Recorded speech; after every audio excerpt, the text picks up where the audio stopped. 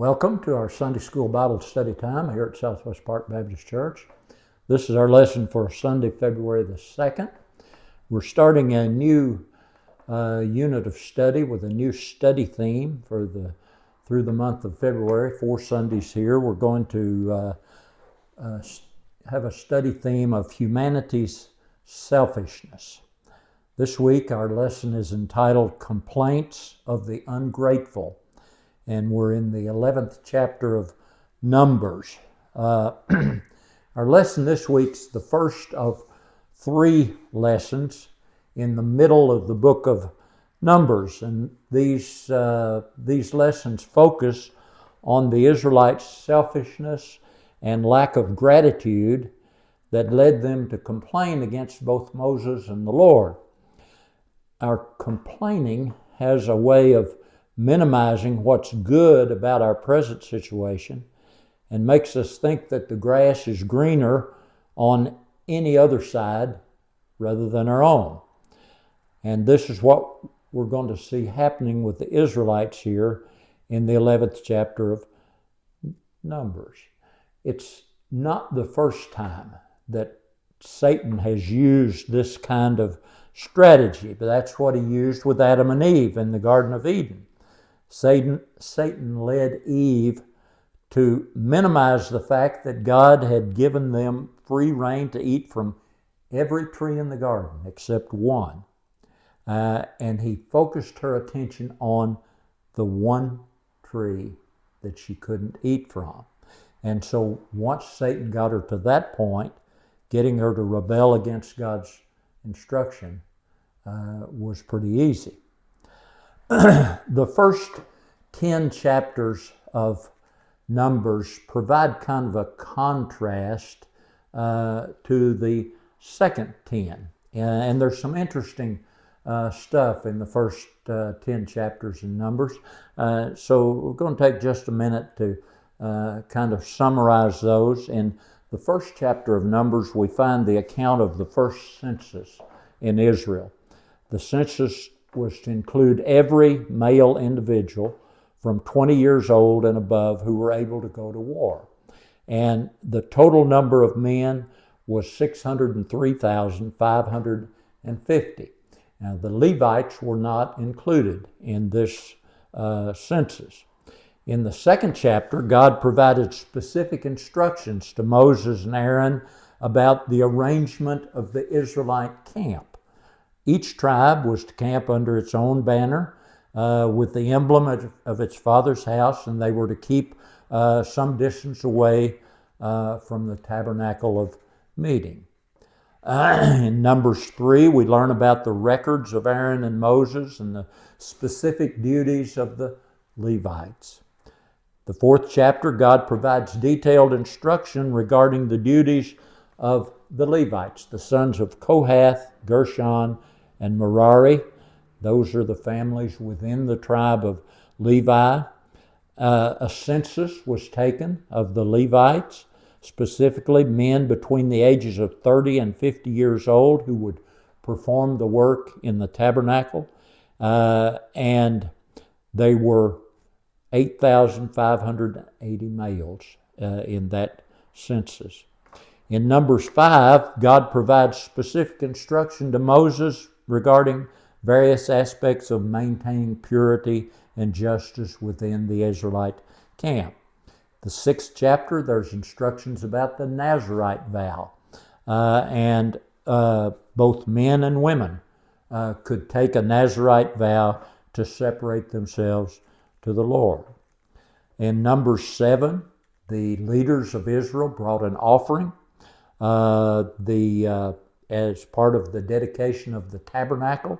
The leaders of Israel brought 6 covered carts and 12 oxen, 1 cart for each 2 leaders and 1 ox for each leader. And God instructed Moses to accept these offerings and distribute them to the Levites for their work in the tabernacle.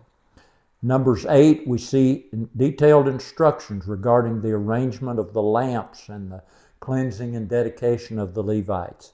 Numbers 9, there's instructions about the observance of the second Passover. They've been on the move for a year now. We studied about the first Passover on the night that they left Egypt, and now there's instructions for the second Passover there. And God spoke to Moses in the wilderness of Sinai there, instructed the Israelites to keep the Passover at its appointed time.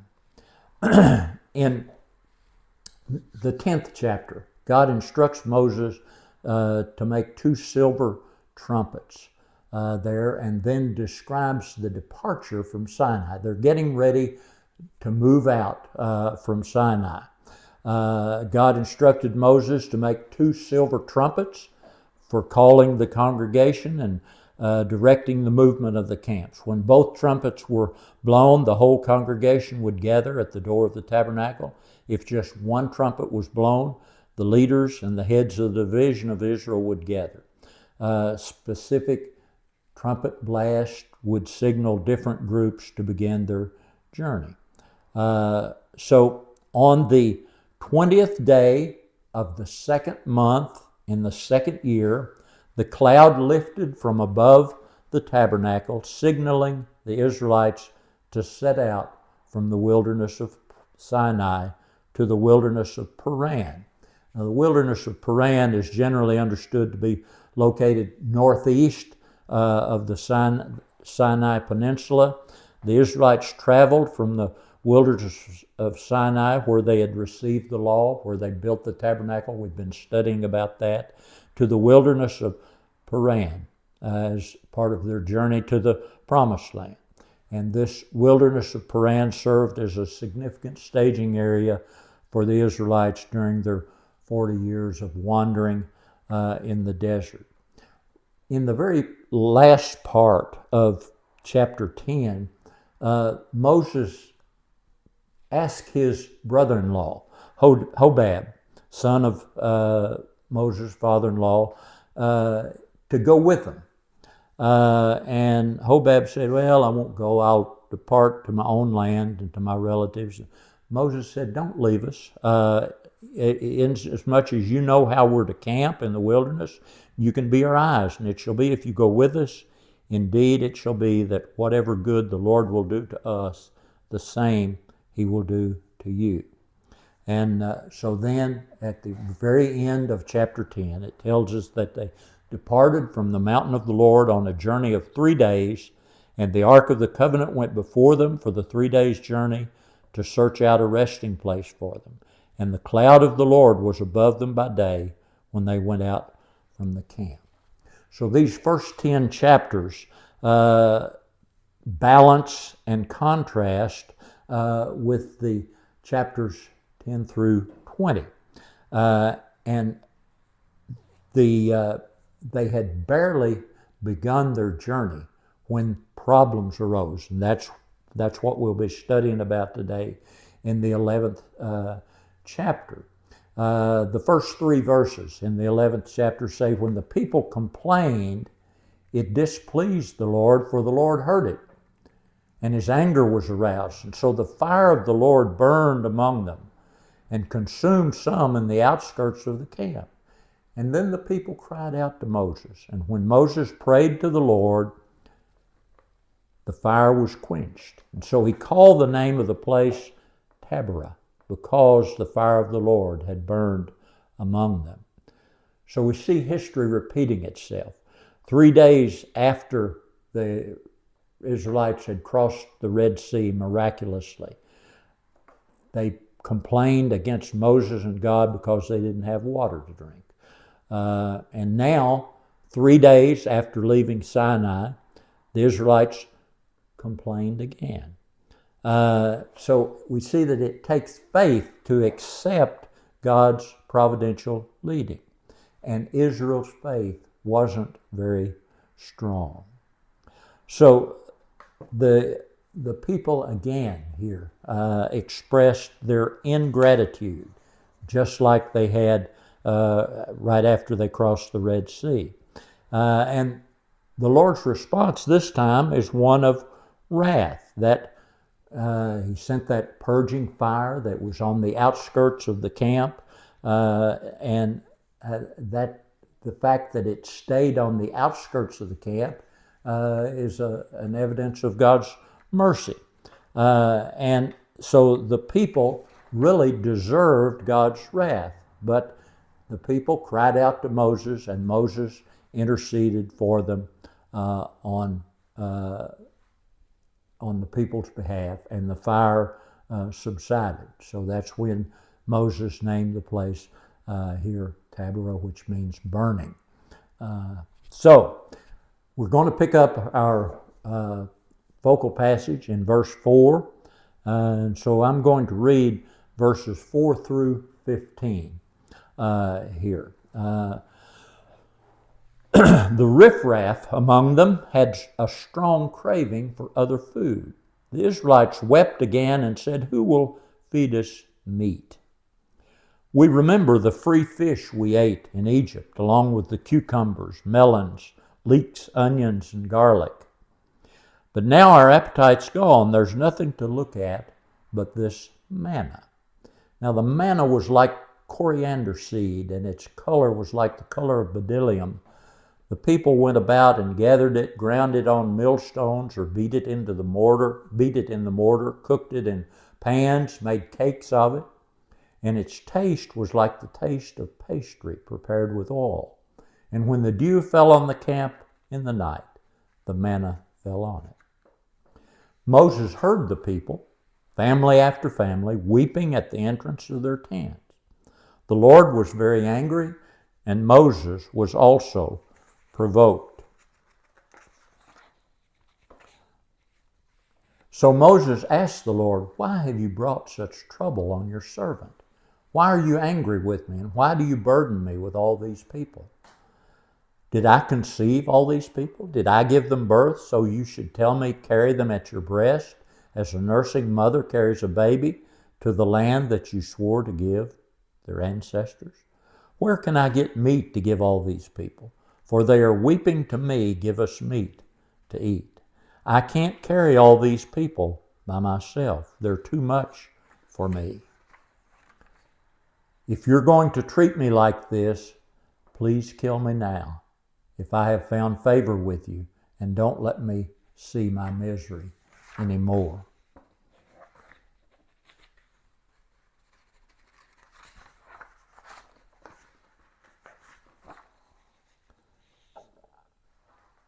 Verse 4 says, the riffraff among them had a strong craving for other food. Some of your translations may say the mixed multitude. Some may say ruffians or something like that. These mixed multitudes or riffraff include people of various ethnic backgrounds who joined the Israelites when they left Egypt. In Exodus 12, verse 38, it tells us that a mixed multitude went up with them also, and flocks and herds, a great deal of livestock. So this refers to those who had left with the Israelites during the Exodus, and they began to complain. And so it seems here that the writer of Numbers is assigning some blame to them for this complaining that broke out. They complained, and after they complained, the Israelites took their complaints to Moses, and then, as we'll see, Moses took the complaints to God. Verse 5, notice that the Israelites remember all of these good things in Egypt, the free fish, the food items there, cucumbers and melons and such as this. But they don't mention remembering all that God had done for them over this past year. And this lack of remembrance led to their grumbling and disobedience. They also don't mention the severe hardship that went along with the things that they remembered in Egypt. Exodus 2, verse 23 tells us, now it happened in the process of time that the king of Egypt died, and then the children of Israel groaned because of the bondage. And they cried out, and their cry came up to God because of the bondage. And so God heard their groaning, and he remembered his covenant with Abraham, with Isaac, and with Jacob. And God looked upon the children of Israel and acknowledged them. So they don't remember any of the harsh treatment, and they don't remember all the things that God has done for them. Verse 6, they say, our appetite's gone. There's nothing for us to look at but this manna. And that the tone of the words, this manna, is one of contempt. And as we'll see here in our third week, that attitude would peak there as they journeyed from Mount Hor by the way of the Red Sea to go around the land of Edom, and the soul of the people became very discouraged in the way, and the people spoke against God and against Moses. Why have you brought us up out of Egypt to die in the wilderness? For there's no food and no water, and our soul loathes or detests this worthless bread. So this manna that's been such a gift for them was regarded as boring, monotonous, something that caused their inner being to be dried up. Verses 7 through 9 give us a description of the manna, describes it as being like coriander seed, and describes the way the people prepared it. Here they ground it, they cooked it, made cakes of it, so they prepared it different ways. Its taste was like pastry prepared with oil there. So the manna was a miraculous, wonderful provision from God. Jesus applied this image to himself in the New Testament in John 6. It is my Father who gives you the true bread from heaven, Jesus says. I am the bread of life. Whoever eats this bread will live forever. So in verse 10, Moses heard the people weeping. So we see in this verse a moment of great frustration for both the Lord and Moses. The Israelites were complaining and they were weeping, which greatly angered the Lord. The rejection of his heavenly food was extremely evil to the Lord. God had said that the reception of the manna by the people would be a test of their obedience. Exodus 16:4, the Lord said to Moses, behold, I will rain bread from heaven for you, and the people shall go out and gather a certain quantity each day, that I may test them whether they will walk in my law or not. So now in their spurning the manna here, the people showed their contempt for God's provision. Moses was also frustrated and displeased. Warren Wiersbe points out that Psalm 78 describes Israel's sin at length. They had no faith. They forgot what God had done, and they lied to God. If you've been keeping up or coming and keeping up with Brother Mike's time on Wednesday night, I think he's been teaching from the 78th Psalm about some of these things. They forgot what God had done, and they lied to God. The heart of the matter is unbelief and forgetfulness, leading to discontent and complaining. Numbers gives an accurate picture of their behavior. They went to their homes, they spread their complaints in their own families, which was destructive, and by stirring up discontent in their own families, they were leading them to their death. And he makes note of the fact that the word complaining that's used is not used very often in the New Testament. But John chose to use that very word for one specific situation. When Christ tells the Jews that he's the bread of life, which came down from heaven, far superior to the manna. By grumbling about him, these Jews were repeating the sins of their ancestors recorded in Numbers.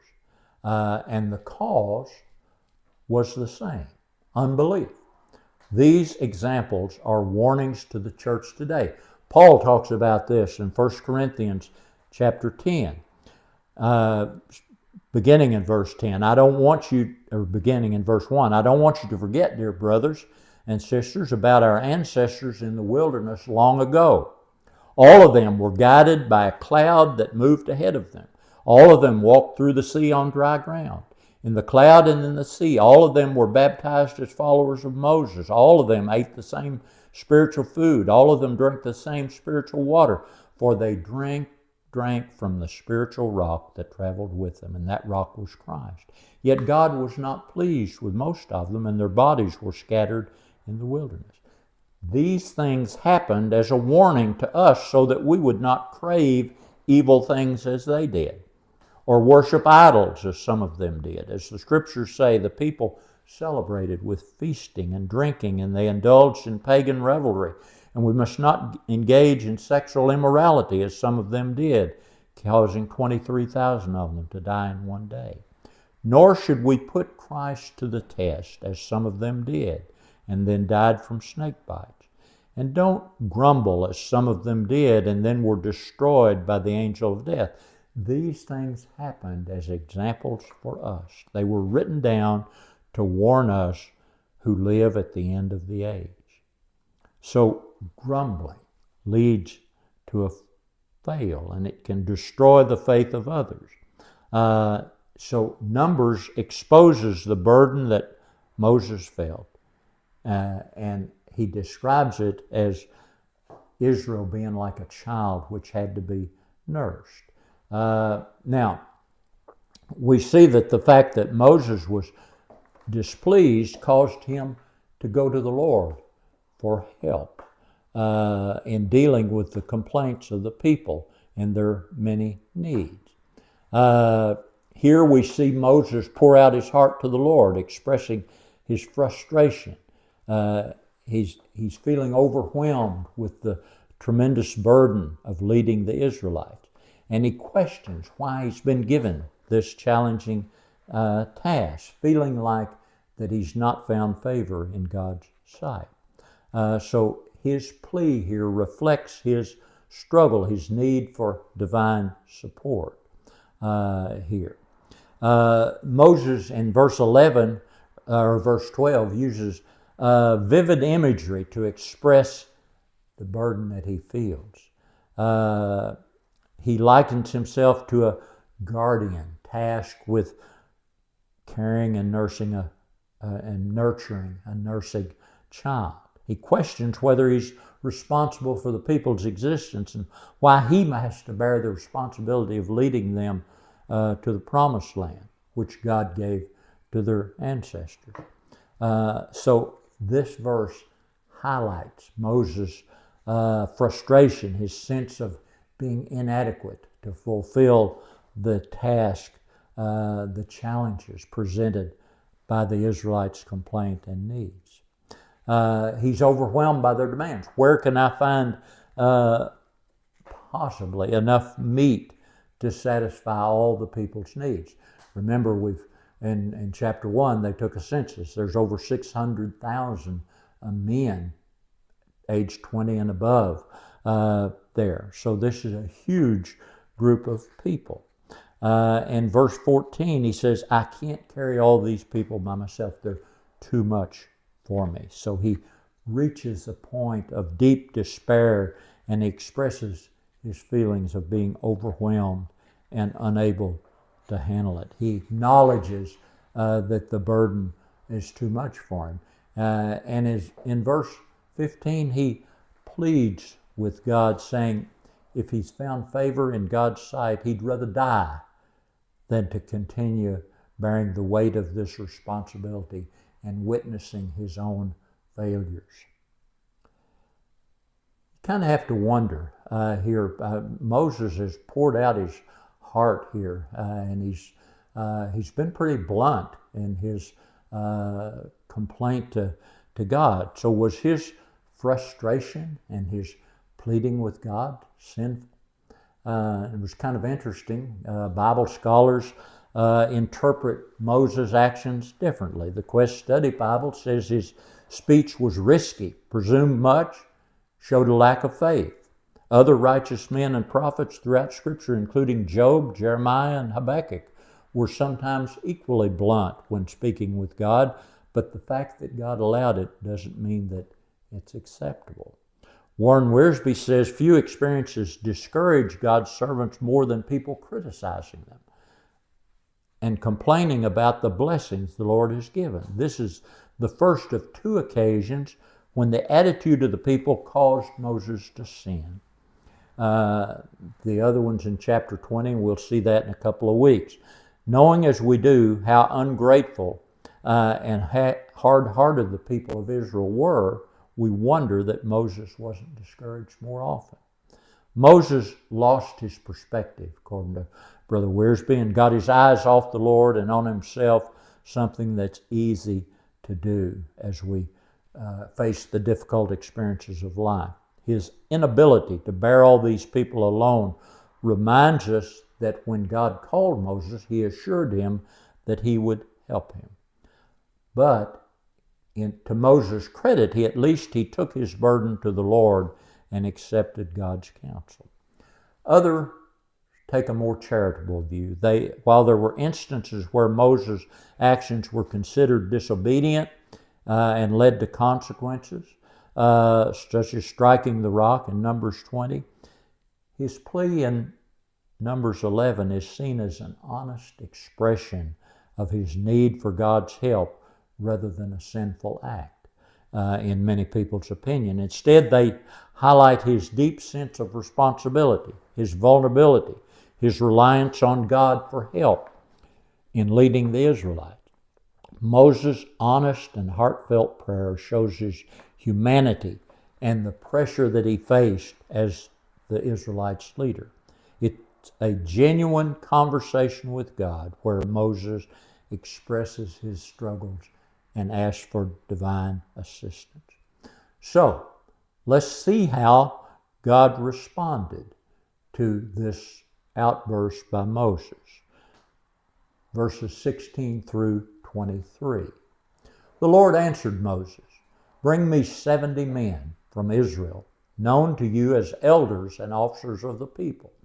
Take them to the tent of meeting and have them stand there with you. And I will come down and speak with you there. I will take some of the Spirit which is on you and put the Spirit on them. They will help you bear the burden of the people so that you do not have to bear it by yourself. Tell the people, consecrate yourselves in readiness for tomorrow, and you will eat meat, because you wept in the Lord's hearing. Who will feed us meat? We were better off in Egypt. The Lord will give you meat, and you will eat. You will eat not for 1 day, or 2 days, or 5 days, or 10 days, or 20 days, but for a whole month, until it comes out of your nostrils and becomes nauseating to you, because you have rejected the Lord who's among you, and wept before him. Why did we ever leave Egypt?" But Moses replied, "I'm in the middle of a people with 600,000 foot soldiers, and yet you say, I'll give them meat, and they'll eat for a month. If flocks and herds were slaughtered for them, would they have enough? Or if all the fish in the sea were caught for them, would they have enough?" And the Lord answered Moses, "Is the Lord's arm weak? Now you will see whether or not what I have promised will happen to you." So, our lesson writer points out that before God dealt with the people's complaint, he first dealt with Moses' request and complaint.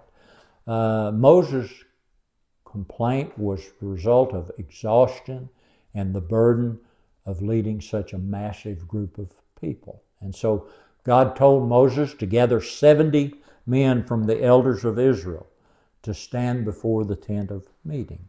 And God would confirm Moses' authority there by speaking to Moses in the presence of these 70 men.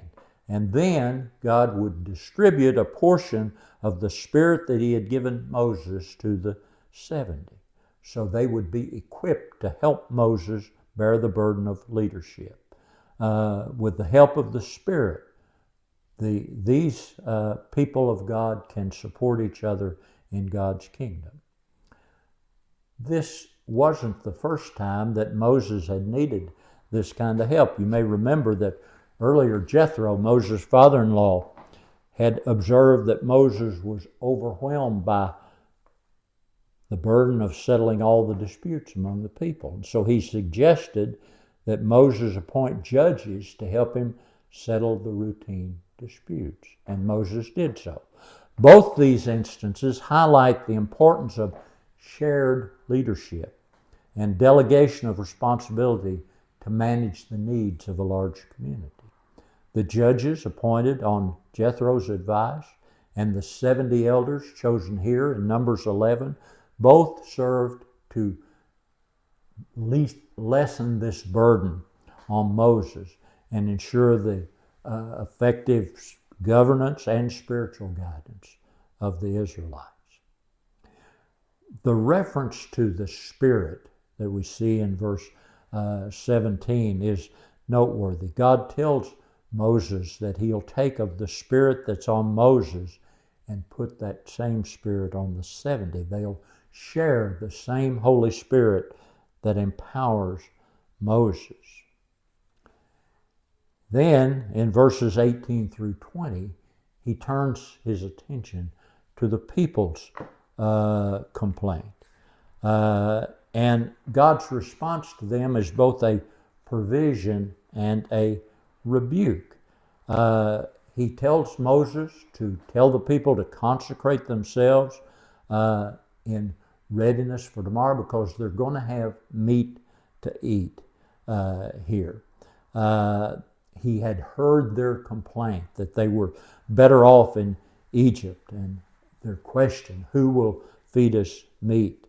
And he promises to give them meat, not just for a day or two, but for an entire month until they're sick of it. And this will happen because they have despised the Lord who's among them by longing for what they remember fondly, their past life in Egypt. So the people's distress at the lack of variety in their daily manna led them to challenge the goodness of the Lord. They had screamed for meat. They claimed that manna was a boring diet, that they couldn't live without variety, without meat to eat. Now they were going to receive a diet of constant meat for a whole month until it spewed from their nostrils, as the scripture tells us. So the principal issue here is not meat at all. The people have rejected the Lord, and to reject his provision was in essence to reject him. It's kind of interesting, verses 21 and 22, because Moses seems a little skeptical here. He reminds God of the numbers involved, 600,000 men on foot. And so his distress here is almost comical. The task is staggering. It's an impossibility. And how does God respond? Well, he says to Moses, is the Lord's arm weak? Has the Lord's arm been shortened?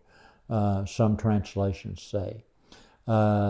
Human impossibility is an occasion to demonstrate the power of God. God's response to Moses, has the Lord's arm been shortened, is a challenge to all people of faith. There is simply no limiting the power of God. We see that demonstrated in the New Testament as Jesus fed the multitudes on two different occasions, Matthew 14, Matthew 15. So that's where our lesson text in your literature ends, but let's take a quick look at the rest of the story. Moses went out and told the people the words of the Lord, and he gathered the 70 men of the elders of the people and placed them around the tabernacle. The Lord came down in the cloud and spoke to him, and took of the Spirit that was upon him and placed the same upon the 70 elders.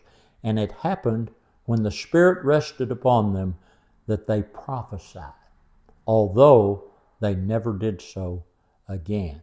So when the Spirit rested on these 70, they prophesied as a sign of their divine empowerment and as a validation of their role. But it's very specific that this didn't happen again. This was a one-time occurrence. Verse 26 and 27 are interesting. There were 2 of the 70 that didn't make it to the tent of meeting. And we're not told why they didn't get to where they were supposed to be, but they're named Eldad and Medad. But the Spirit rested on them, and they were among those listed, but they hadn't gone to the tabernacle. But they prophesied in the camp. And a young man ran and told Moses and said, Eldad and Medad are prophesying in the camp. So Joshua, the son of Nun, Moses' assistant, one of his choice men, answered and said, Moses, forbid them. And Moses said to him, Are you zealous for my sake? Oh, that all the Lord's people were prophets, and that the Lord would put his Spirit upon them. And Moses returned to the camp, he and the elders of Israel.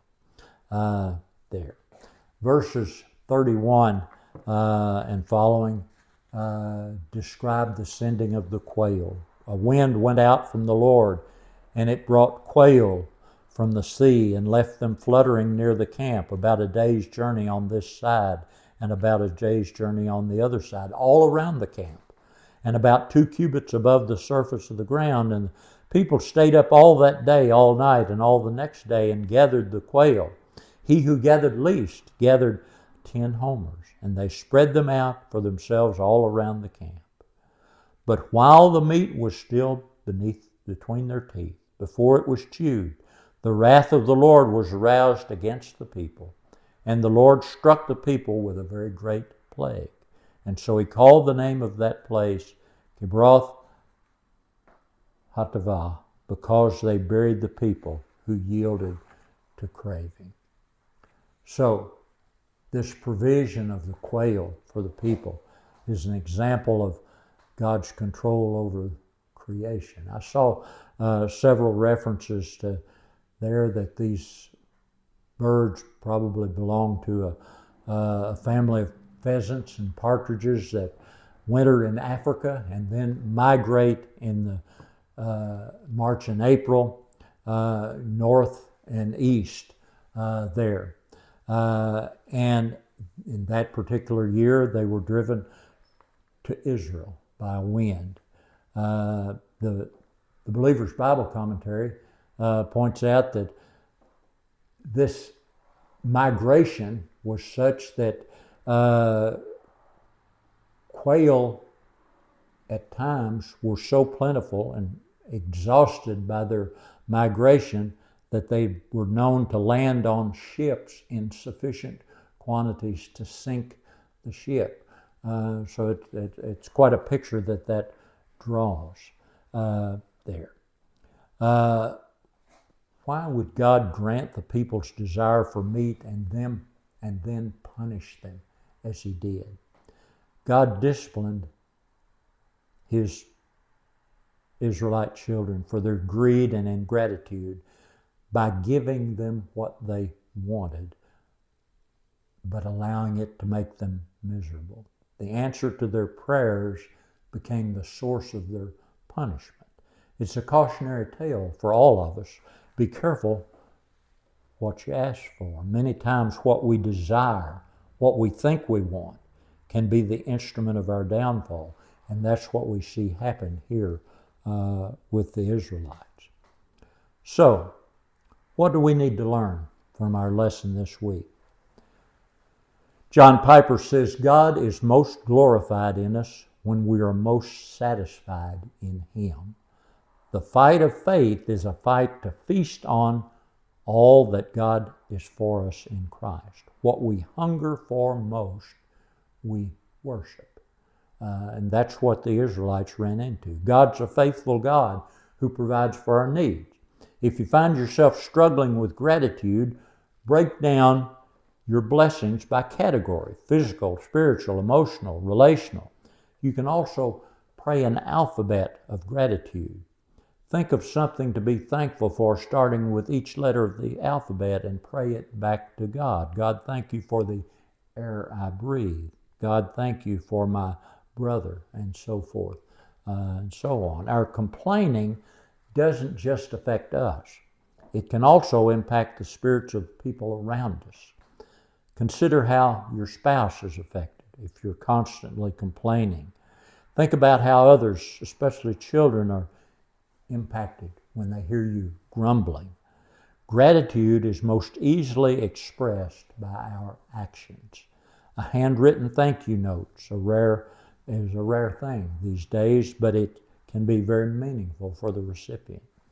A random act of kindness to a stranger can remind you of the undeserved grace God has shown you. Volunteering in your church will demonstrate your gratitude for the way your church has ministered to you. Jeremiah Burroughs was a Puritan pastor, preacher.